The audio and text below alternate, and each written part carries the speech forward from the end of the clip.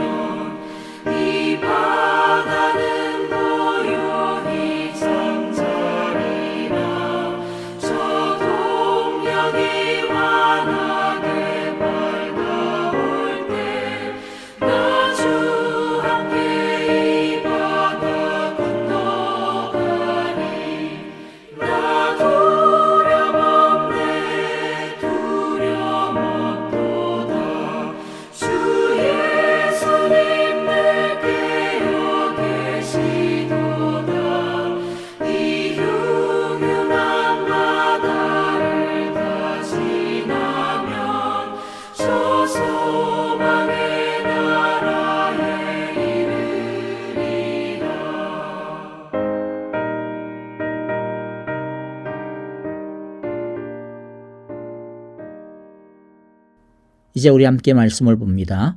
오늘 말씀은 마태복음 8장 14절부터 34절까지를 읽도록 하겠습니다. 14절을 제가 먼저 읽겠습니다.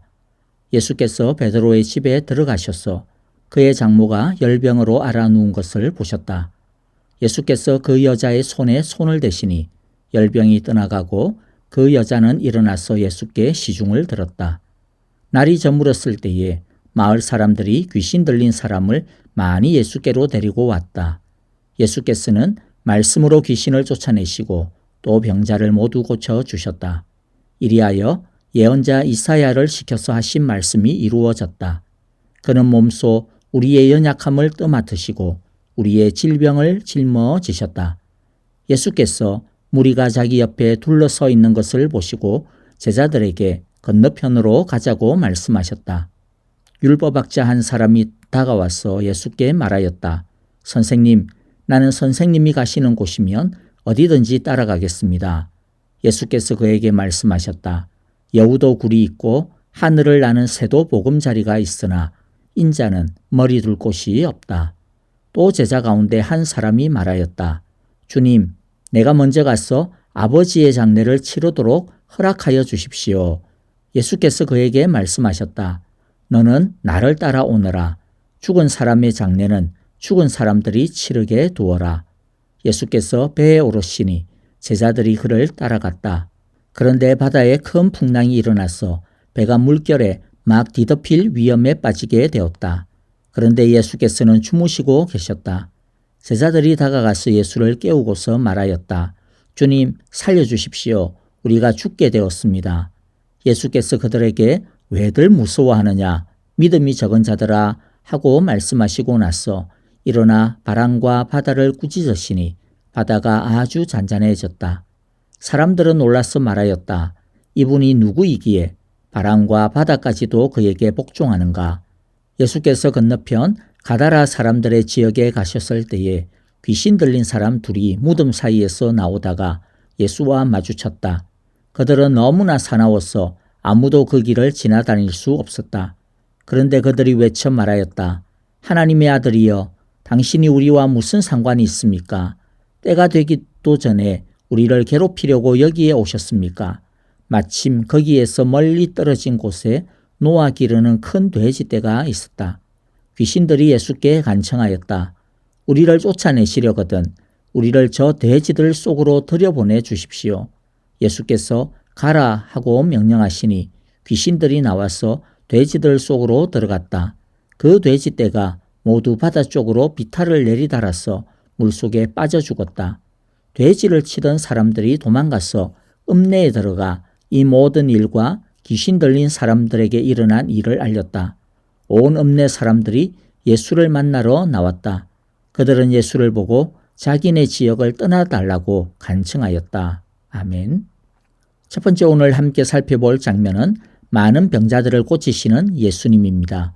예수님은 우리들의 연약함을 치유하여 주시기 위해서 오셨습니다. 예수님은 열병으로 앓아누운 베드로의 장모의 손을 만져 그녀를 고치셨습니다. 병자를 고치시는 예수님의 소문을 듣고 예수님이 가시는 동네마다 수많은 병자와 귀신 들린 사람들이 예수님을 찾아왔습니다. 예수님은 당신에게 나오는 모든 병자들을 고쳐 온전하게 하셨습니다. 이런 고치시는 예수님의 모습은 구약에서 예언한 치유하는 종의 예언을 성취하시는 모습이었습니다. 17절의 말씀처럼 이리하여 예언자 이사야를 시켜서 하신 말씀이 이루어졌다. 그는 몸소 우리의 연약함을 떠맡으시고 우리의 질병을 짊어지셨다. 예수께서 질병을 고치시고 귀신 들린 사람을 자유롭게 하는 것은 단순히 질병이나 귀신 들린 아픔만을 치유하시는 것이 아니었습니다. 인간이 질병과 귀신 들림 아래서 고통하는 것, 죽음 아래서 고통하는 것은 보다 근본적인 고통의 결과라고 성경은 가르쳐주고 있습니다. 죄로 말미암아 사망이 인간에게 이 땅에 찾아왔고 사람과 이 땅이 사망의 지배 아래 신음하고 있다는 것의 표시가 온갖 고통과 부조리, 불합리함과 불의, 불협화음인 것입니다. 육체적인 죽음도 더 큰 죽음의 증표일 뿐입니다. 육체적인 죽음은 영적 죽음의 결과일 뿐입니다. 많은 사람들이 그리고 이때까지 이 지구상의 모든 존재들이 이 인간과 세상의 연약함과 부조리와 온갖 질병을 고쳐보려고 문제를 고쳐보려고 애를 썼지만 성공할 수 없었습니다. 왜냐하면 인간은 근본적인 문제인 영적인 문제를 영적인 죽음을 해결할 수 없기 때문입니다. 예수님은 그 치료자로 그 유일한 구원자로 이 땅에 오신 것입니다. 예수님이 치유하시려고 하는 것은 단순한 질병이 아닙니다. 귀신 들림이 아닙니다. 예수님이 치유하시려고 하시는 것은 우리의 영적인 죽음, 영적인 질병, 영적 연약함과 영적 문제들인 것입니다. 예수님은 십자가에서 우리를 대신하여 고난과 징벌을 당하시고 죽음을 다 받으셨습니다. 그로 인해 우리는 치유와 회복의 은혜를 받아 누리게 되었습니다. 우리의 연약함을 돌보시는 예수님은 절망을 소망으로 죽음을 생명으로 바꾸어 주십니다. 이 시간 치유하시는 예수님께 우리의 연약함과 문제를 가져가는 시간이 되기를 바랍니다. 두 번째, 예수님을 따른다라는 것의 의미를 살펴볼 시간입니다. 치료자 예수님의 인기는 날로 높아갔습니다. 그래서 많은 사람들이 예수님을 스승으로 또 지도자로 섬기고 싶어 했습니다. 한 율법학자는 예수님이 어디로 가든지 따르겠노라고 합니다. 그러자 예수님은 여우도 굴이 있고 하늘을 나는 새도 보금자리가 있으나 인자는 머리 둘 곳이 없다라고 하셨습니다. 그것은 예수님의 길은 화려한 길이 아니라 초라한 길이며 외로운 길이며 인기가 없는 길이며 순례의 길이며 고난의 길이며 버림받음의 길이며 결국에는 죽음의 길임을 가르쳐 주시는 것입니다. 또 예수님의 제자 중 어떤 사람이 주님, 내가 먼저 가서 아버지의 장례를 치르도록 허락하여 주십시오라고 하자 예수님은 너는 나를 따라오너라. 죽은 사람의 장례는 죽은 사람들이 치르게 두어라 라고 하셨습니다. 그렇다고 해서 이 말씀을 너무 두려워할 필요는 없습니다. 예수님을 따르는 모든 사람이 부모 장례도 제대로 치를 수 없다, 그런 뜻이 아닙니다. 예수님은 하나의 극단적인 예를 들어서 자신을 따르는 길은 철저한 버림의 길임을 말씀해 주고 계십니다. 예수님을 믿는다라고 하는 것은 예수님을 따른다는 것입니다. 예수님을 따른다는 것은 예수님처럼 생각하고 예수님처럼 살고 예수님처럼 죽는다는 것을 뜻합니다. 왜냐하면 제자는 스승보다 크지 못하기 때문입니다. 예수님은 하늘 영광, 하나님의 신성의 영광을 버리고 사람이 되셨습니다. 영광의 길이 아니라 고난의 길을, 순종의 길을, 낮아짐의 길을, 죽음의 길을 걸어가심으로 우리를 구원하시고 살리셨습니다.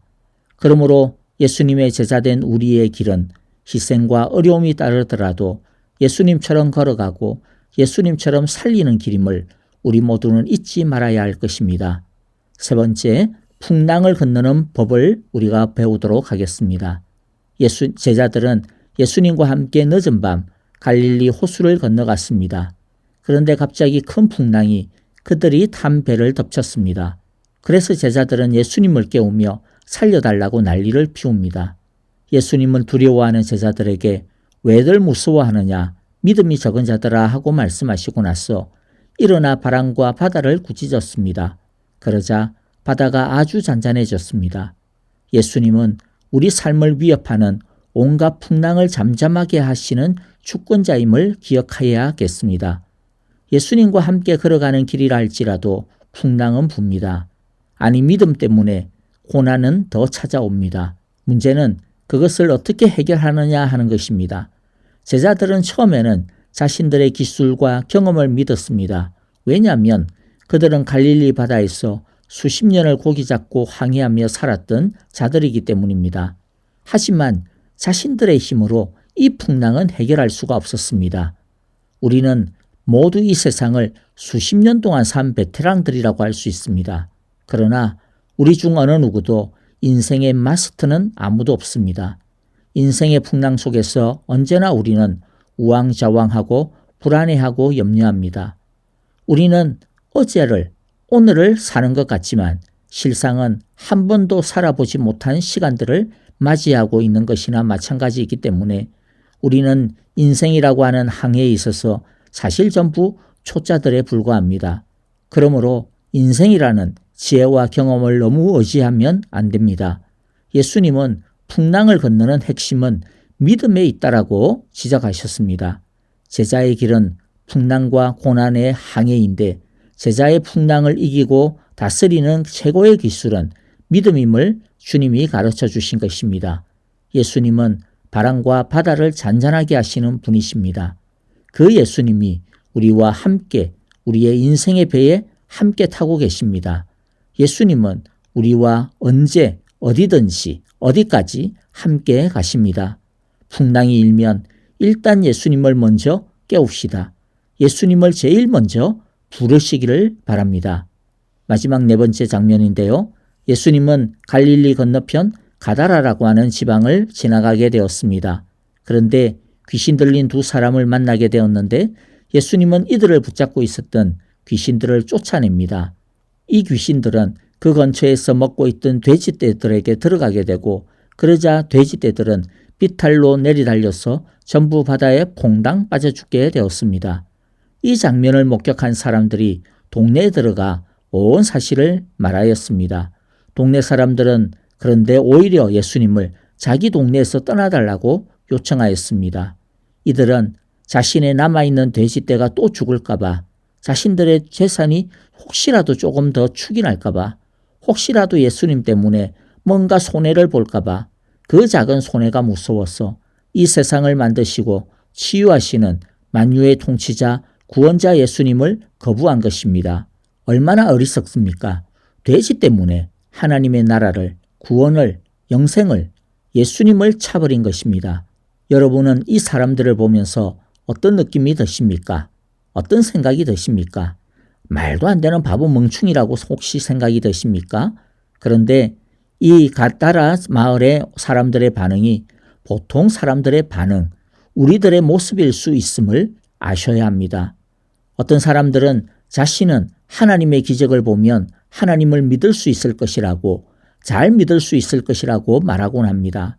그러나 사람은 기적 때문에 하나님을 믿게 되진 않는 것 같습니다. 예를 들어 볼까요?